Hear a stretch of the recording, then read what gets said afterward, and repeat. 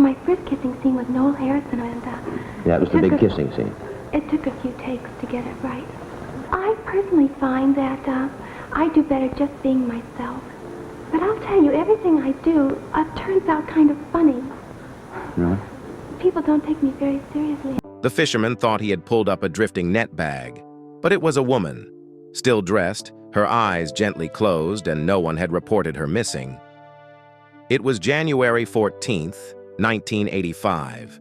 Carol Wayne, an American television icon who once made the whole country laugh on Johnny Carson's The Tonight Show, was found dead in a shallow bay in Manzanillo, Mexico. No drugs in her system, no injuries, and no one knew why she was there, alone. 3 days earlier, she had argued with her companion and disappeared from the hotel. That man took her luggage to the airport, boarded a plane back to the U.S., and never returned. No missing person report, no search effort, no one even said her name. Carol Wayne vanished as if she had never existed. And that is the most frightening part.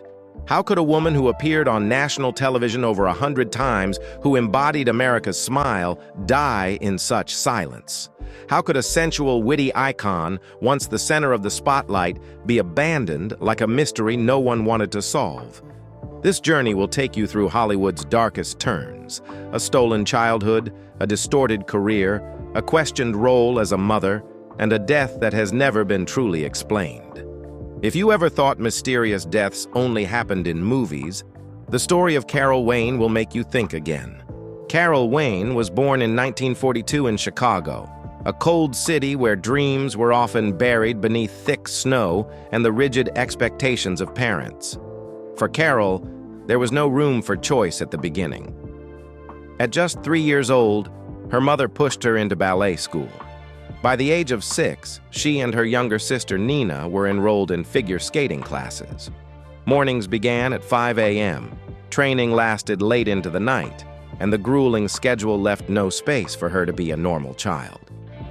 While other kids played and did their homework, Carol bent her body to the rhythm of music, glided across the ice as if her entire life had one singular goal: to perform. But the most frightening part wasn't the exhaustion. It was that no one had ever asked her, "Do you want to do this?" It was a childhood under control, where every dream belonged to someone else. Just as she entered adolescence, Carol and Nina were recruited into the Ice Capades, a popular touring ice show at the time. The condition: drop out of school, hit the road, and become professional performers immediately. No diploma, no youth. Only tour schedules, makeup kits, and endless nights on stage. In a rare interview, Carol once said, "We were two beautiful girls, with no education, nothing else to do." It wasn't a complaint. It was a chilling confession, as if she had realized too early that her life had no way back. Things seemed to brighten when she toured across America. But during one performance, Carol slipped on the ice. A coin tossed by a spectator knocked her skate off course.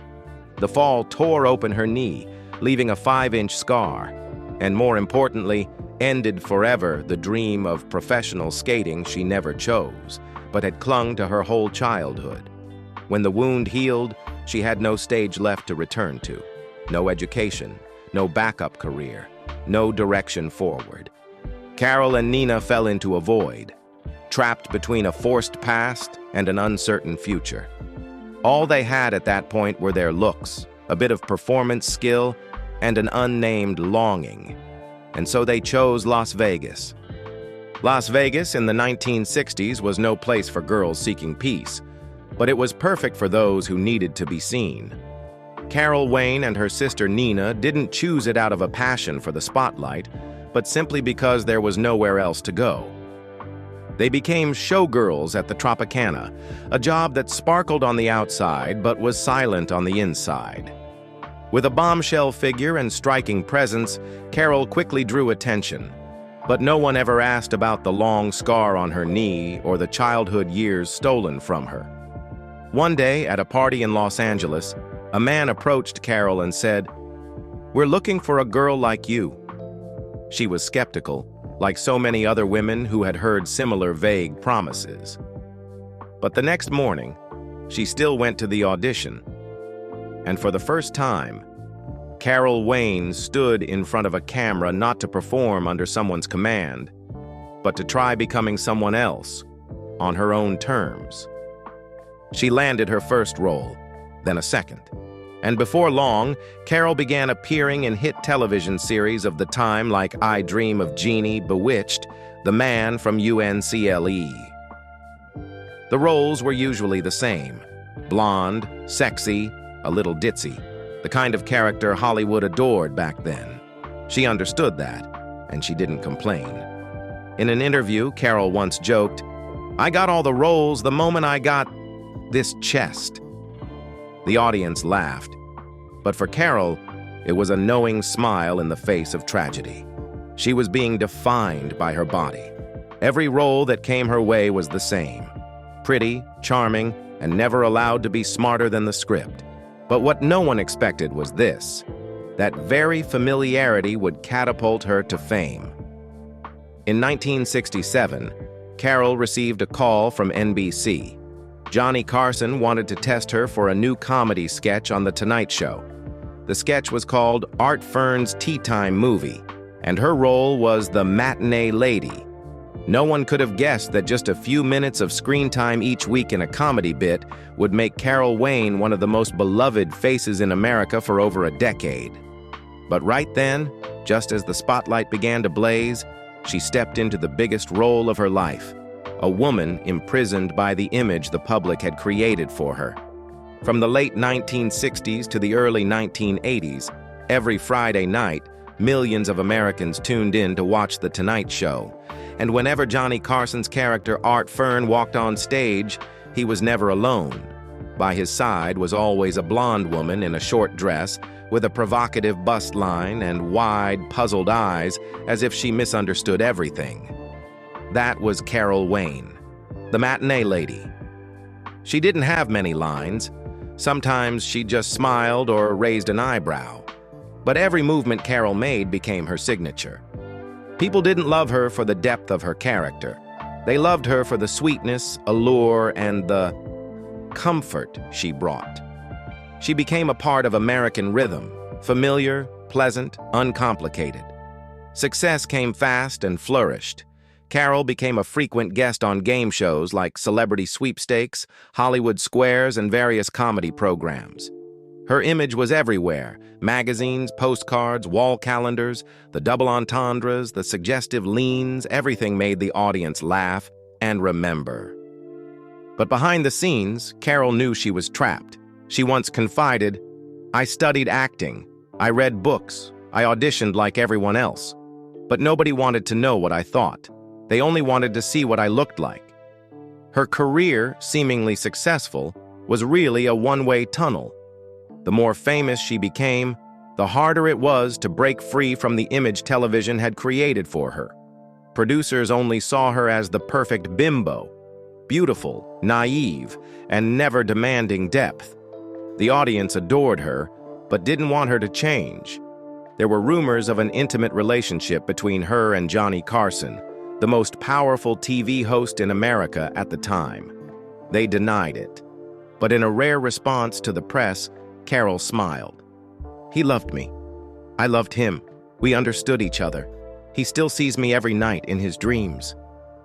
No one knew if she was joking or telling the truth. But one thing was certain. Carson held a strange respect for her, and after her death, he stopped using the Art Fern character for nearly a year as a quiet tribute. While the public kept laughing at her appearances, few knew Carol was trying to change her destiny. She took on more serious supporting roles, auditioned for films, and turned down overly suggestive offers. But Hollywood does not forgive reinvention, and when NBC decided to shorten The Tonight Show from 90 minutes to 60, The Matinee Lady was among the first parts cut. And with those few lost minutes of screen time, Carol Wayne gradually disappeared from Hollywood. Fame is sometimes a trap with no exit. Carol Wayne once had everything: the love of the audience, the glow of television lights on her face every week, but behind that smile was a personal life shattered, torn apart, piece by piece. And unlike her fleeting roles, true tragedy doesn't end gently. She was married 3 times, and all 3 ended in heartbreak. Her first marriage to Laredo Larry Sarah happened just as Carol was rising to fame. They divorced after exactly 2 years. When later asked about it, Carol gave a bittersweet smile. "Skating taught me to be flexible, but marriage really taught me how to bend." It was a kind of self-defense, humorous on the outside, but within was a woman learning to survive by pretending everything was fine. Her second husband, Barry Feinstein, was a renowned photographer who had worked with Bob Dylan, George Harrison, and Janis Joplin. They had 1 son together, Alex. In those early years with Feinstein, Carol thought she had found a quiet corner of peace. But Hollywood's lights never dimmed long enough for a woman like her to rest. Juggling motherhood, filming, and maintaining a flawless, sexy image, Carol began to burn out. Feinstein left when their son was still young. No goodbye, no explanation, no looking back. Carol became a single mother, a role no audience ever saw, no camera ever captured, yet it was the heaviest role she ever played. She married a 3rd time to television producer Burt Sugarman, the man who helped her retain a few small parts on game shows. But like the men before him, he didn't stay when her career lost its shine. The marriage ended in 1980, right when her Matinee Lady role was cut from The Tonight Show. Within a few months, Carol lost her job, her social standing, the last man in her life, and the sense that she still belonged to the industry she once called home. That's when the real descent began, quiet, steady, and unstoppable. Some sources say it was Alex, then a student at Beverly Hills High School, who first handed her a clove cigarette. Maybe it was coincidence. Maybe it was an innocent gesture from a child wanting to share something with his mother. But that fragrant, sweet smoke opened a door Carol would never step back through. From cloves to alcohol, from alcohol to tranquilizers, then to cocaine. It all happened within a few years. But the most heartbreaking part was this. No one stepped into her life in time to stop it. No manager, no close friends, no producers, no audience. Her career slipped away like water through fingers. The roles dried up. The phone stopped ringing. Carol started appearing on cheap comedy shows, second-tier talk shows, places where people still called her Matinee Lady, as if she had never aged, never changed. But in reality, she was a middle-aged woman, unemployed, in debt, and slowly being forgotten. By 1984, crushed by financial pressure, her assets depleted, most of it burned on spending habits and addiction, Carol filed for bankruptcy. She declared she had no income, no assets, no job, no pending contracts. $0 was the figure on the petition filed with the court. That same year, she made a desperate decision. She posed nude for Playboy, not because she wanted to, not to assert female empowerment, but because it was the only thing this industry had ever paid her well for, her body. The photos were bold, not the classic Playboy style, but they didn't receive the acclaim she had hoped for. They didn't revive her career. They only deepened her heartbreak and despair, because even she knew, deep down, that in the end, she still wasn't seen as a woman with depth, ambition, or inner worth, just a faded icon. And when there was nothing left to lose, she received an unusual offer. Richard Pryor, the comedy legend who was also battling addiction, offered to help her get clean. He promised to cover the full cost of treatment and said he'd give her a role in his new film if she came back sober and clear-headed. Carol agreed. But that promise, like so many in her life, came too late. In early 1985, Carol Wayne left Los Angeles for a getaway in Mexico. No press, no filming schedule, no plans for any upcoming projects. That trip, according to some close to her, was a way for her to retreat, to rinse off the pain before starting over. People thought it was a vacation, a pause before a comeback. No one knew it would be the final trip of her life. She arrived at Las Hadas Resort, a famed retreat in Manzanillo, with Edward Durston, a man in the entertainment industry known not for his talent, but for his shadowy associations. No one really knew the nature of their relationship, friends, lovers, or simply someone Carol clung to during a fragile moment. But Durston was the last person to see her alive, and that detail, over time, became the largest crack in the entire story. On January 10th, the two were scheduled to return to the U.S., but for reasons never clearly explained, they missed their flight. Las Hadas was fully booked, so they moved to Playa de Santiago, a small, old, and gloomy hotel. It was an unworthy place for someone who had once been a national star. Carol was furious. Hotel staff recalled that when they arrived, she refused to enter the room, standing outside in silent anger, while Durston and a bellboy carried the luggage in. A while later, when Durston returned to find her, she was gone. And what he did next shocked everyone. He didn't call the police. He didn't look for her. He didn't notify anyone. Instead, Durston stayed at another hotel. The next morning, he left Mexico, taking Carol's luggage with him, and informed airport staff, "She'll be coming later to claim it." Carol Wayne never arrived. 3 days later, on January 13th, a fisherman discovered her body floating face down in the shallow waters of Manzanillo Bay. She was still fully clothed, no wounds, no alcohol or drugs in her system, according to the forensic report. Time of death was estimated to be 36 to 48 hours earlier, almost immediately after she vanished from the hotel. So what happened? Some believe she slipped and fell while walking along the shore, but the water was only waist deep. Others speculate suicide, but there was no note, no signs she had prepared for such an act.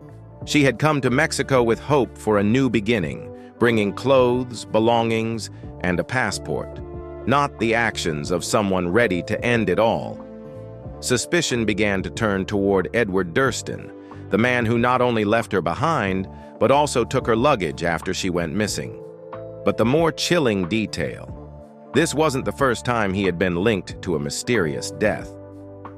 In 1969, Diane Linkletter, the daughter of TV host Art Linkletter, died under unclear circumstances after falling from a window.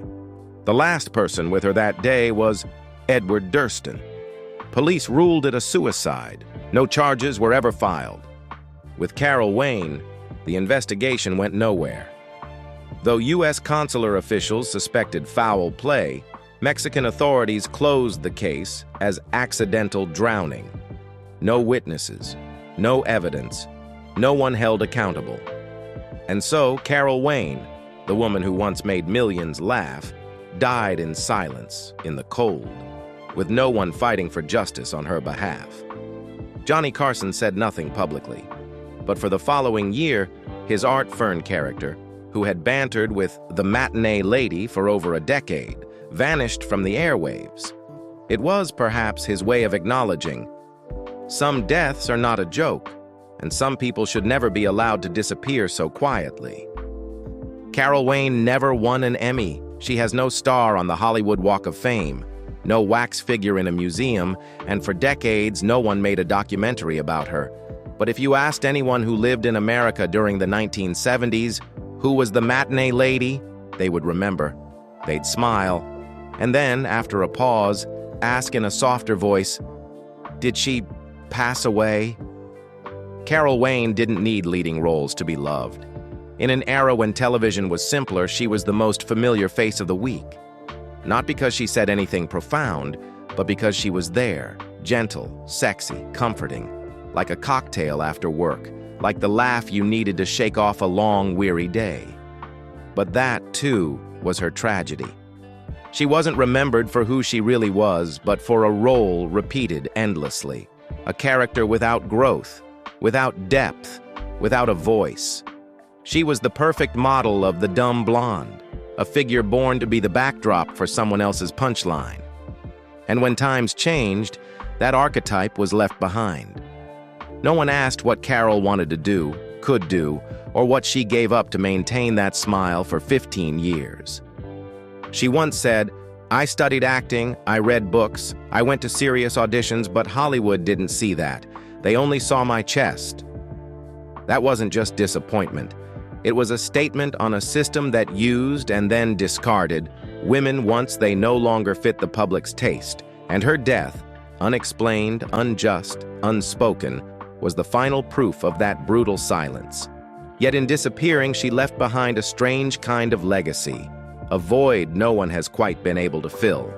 Because after Carol, many women graced the television screen, but few ever brought the same mix of humor, sensuality, and vulnerability. She wasn't a great actress, but she embodied a kind of woman defined and then abandoned by Hollywood. And that made her more symbolic than any award ever could. Today, when people re-watch the old Tonight Show sketches, they still laugh at Carson's sharp quips and the adorably slow reactions of the Matinee Lady. But there is also a certain audience, older, quieter, who will remember that behind those stage lights stood a woman who reached the farthest edge of fame's loneliness. And for that reason, Carol Wayne, though never honored in the traditional ways, still lives on in the collective memory as an icon of beauty, of erasure, and of the stories Hollywood never dares to finish telling. When Carol Wayne's body was found in Manzanillo Bay, there were no major headlines, no public funeral, no farewells from the entertainment world. One of the most beloved faces on American television had left this world quietly, as if all her years of contribution were just a commercial that had ended and been flipped past. But if Carol Wayne were only a matinee lady, then why, more than 40 years later, is her death still spoken of as an unsolved mystery? Perhaps because she was never just a beauty icon. She was a living metaphor for women defined by appearance, wounded by indifference, and forgotten by an industry that only loves in the moment. She stands as a reminder that behind the spotlight, there are still people waiting, aching to be seen. Not just by the public, but by life itself. Carol Wayne isn't remembered through golden statues or classic film clips. She's remembered through empathy, through unanswered questions, through the silence her conflicted presence left behind. She lived in a role the world handed her, but her death and the silence that followed became the final performance that forces us to reflect on everything we once overlooked. What do you think about Carol Wayne's journey? Could it be that far too many in the entertainment industry and in life have lived and vanished just like her, with no one searching, no one asking, and no one remembering the right way? If you ever admired Carol Wayne or feel sorrow for what happened to her, leave a comment saying, "Repeat Carol Wayne," to show your love and remembrance. And don't forget to subscribe to our channel so you won't miss the next emotional stories we share.